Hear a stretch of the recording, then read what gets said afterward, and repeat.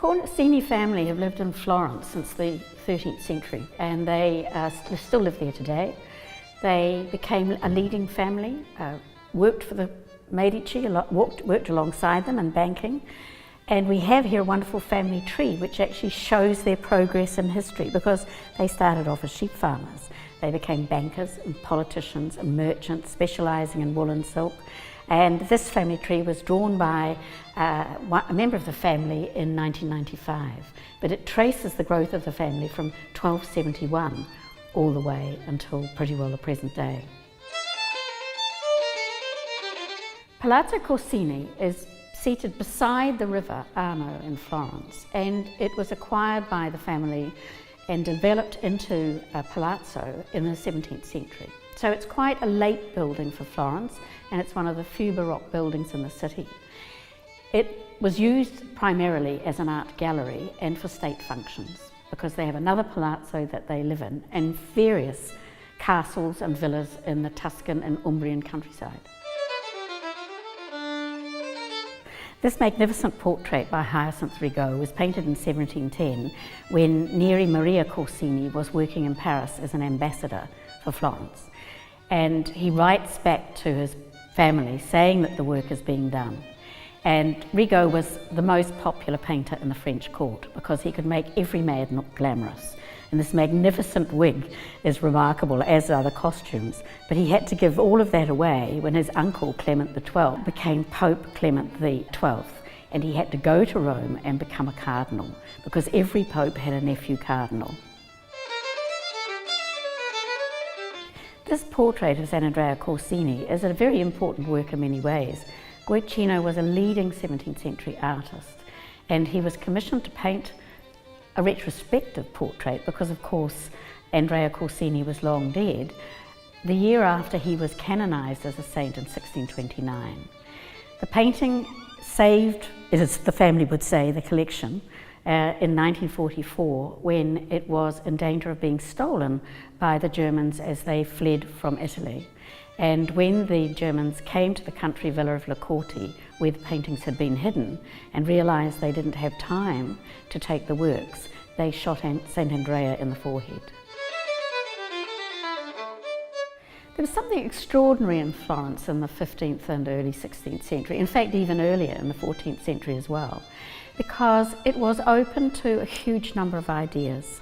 There was a great focus on expanding the way in which you depicted religious art, so it was accessible to people, but also it came to have a lot of hidden meanings in it as well for people who were educated. At the same time, there was an opening up of knowledge, partly through trade, where people brought back ideas from the Middle East, the Far East, from Africa, from Spain, and for various reasons really, the city of Florence embraced all of these, partly through patronage, often private patronage, and of course the Medici family. But there were also renaissances everywhere. The world was looking for knowledge, and they were absolutely keen to get it. Renaissance art, and the term itself comes from Rinascimento in Italian, which means rebirth, changes the focus from a purely spiritual aspect that you get in the medieval period to a focus gradually that takes place over 200 years that places humanity at the centre of art, so that you get a greater focus on everyday life, you get a greater focus on the importance of the mind as well as the spirit, and it is an opening up of ideas. And it was Leonardo da Vinci who used this notion of man being the measure of all things, and that really encompasses all of those ideas. Botticelli was one of the leading artists at the end of the 15th century, and his work encapsulates a lot of the wonderful teachings that had gone before him. He uses luminous colour, but what is also really important about a work such as this is that we are immediately drawn to the emotion in the work. We see the grieving mother who knows that this darling child is going to die before his time. She doesn't know where, she doesn't know when. But we also have the empathy that is expressed in the angels, each one of them expressed in a slightly different way. The four in the front hold the different instruments of the Passion, whereas the two angels behind hold the crown that Christ will eventually place on Mary's head when she becomes Queen of Heaven. But it is that sensitivity, that ability to make somebody standing in front of this work feel exactly what is going on between the mother and the child and the angels, that is so remarkable. If you look closely at the Botticelli, it has the most exquisite brushstrokes, and there's something about that tondo form, that circular form, that it draws you in a different kind of way. It leads you in rather than opening something out. And of course the tent, or padiglione as it's called in Italian, which the angels are holding back, also reveal the narrative that's taking place. Because Botticelli was such a well-known artist and he was so prolific in his production, he inevitably, like all the artists in this exhibition, needed a studio to help him with his works.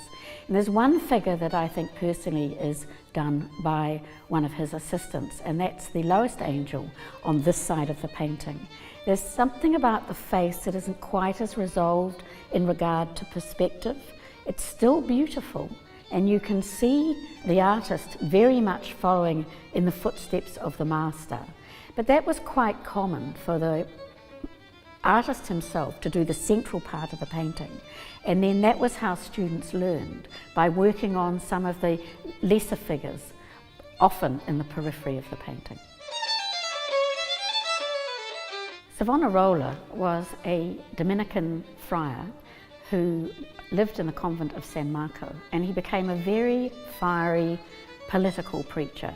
He wanted to turn Florence into the city of God, and he railed against artists like Botticelli and various other artists represented in this exhibition for their fascination with works from the classical world. He felt that they were pagan and should not be considered as fit subjects for art. He railed against women wearing makeup or jewellery or fancy clothes, and he really overstepped the mark, in that he tried to make himself eventually the leader of Florence. And so he was ultimately excommunicated. He was tortured along with two other friars from the convent of San Marco, and he was publicly executed in Piazza della Signoria in Florence. And the painting by after Francesco Rosselli, and there were many, many copies made of this work, shows the three stages of his trial, his walk to execution. He is hung, and then finally he is burnt. And he was burnt in order that there wasn't any relic left that could be turned into a sort of cult. The church and the rulers of Florence didn't want him to continue to have that kind of power after he died. But this work is also remarkable because it's a portrait of the city at the time. And Francesco Rosselli has used single point perspective. If you look at the lines in the piazza, they go to a single vanishing point in the centre of the work, so that he set the buildings on either side and opened them out like a wide-angled lens, whereas in fact, of course, if you go to Piazza della Signoria, those buildings are parallel to one another.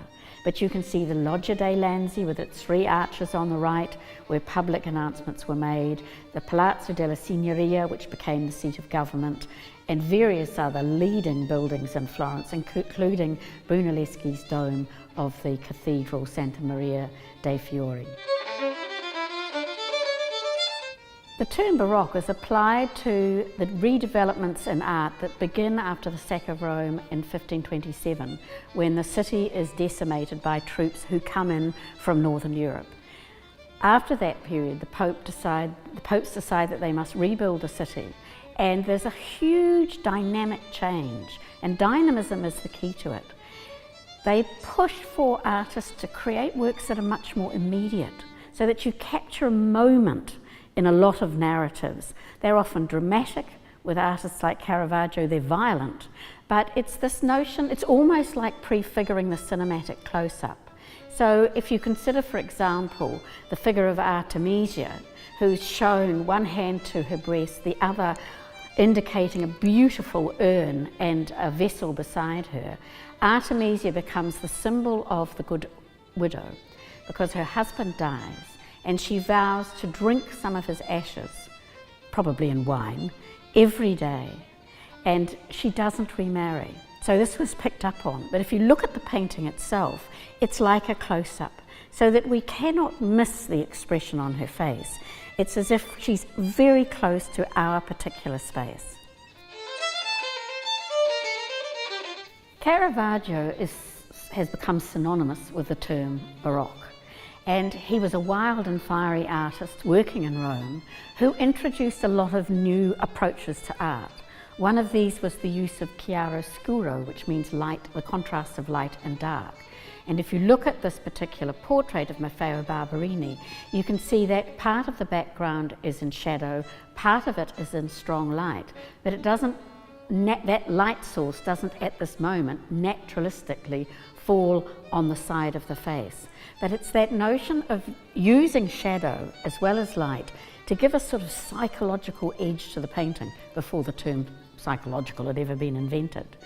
But he also is very dynamic in the way he's open to ideas. There were a lot of northern artists working in Rome at the time, and he was fascinated by their use of still life. And in this portrait, you have in the foreground this beautiful glass vessel, which has botanical studies of flowers, identifiable flowers within it. But you've also got this motif of a falling leaf floating in the surface of the water in the vase. That dynamic red slash that moves across Maffeo Barberini's gown is another element that leads the eye either upwards or else equally downwards. So it's a very dramatic work, and many of his subjects become extremely passionate in nature. This is an early portrait, and we're perhaps more familiar with some of the later works, but he's quite remarkable and has a huge influence on the artists coming to Rome at the time.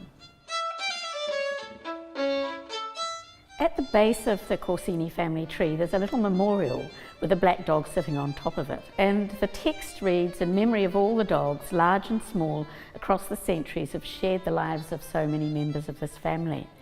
When we were planning the exhibition, we wanted to do something for children, and we decided to use this dog as a motif to go below all of the children's labels in the exhibition and on the family trail. And then we discovered when the Corsini family came to Auckland for the opening that one of the aunts has a dog called Arno. And in fact, they're dog mad, a lot of the family. They breed these giant Maremma hounds as well. There is a beautiful dress in the exhibition that was worn by Anna Barberini Colonna Corsini on the 12th of May 1887 for the celebration to reveal the new facade on the cathedral in Florence. It celebrates the reveal, but her costume is covered with beautiful silver and gold embroidered bees, because the bees are the symbol of the Barberini family. And it's quite possible that this painting came into the Corsini collection as part of her dowry. And of course, she is a descendant of Maffeo Barberini, who was the sitter in the Caravaggio portrait. We have in the exhibition a portrait by the artist Annigoni of Princess Elena Corsini, and she was the woman responsible for saving the collection during the Second World War. In fact, the 20th century is marked by strong Corsini women as opposed to the earlier periods when we know far more about the men.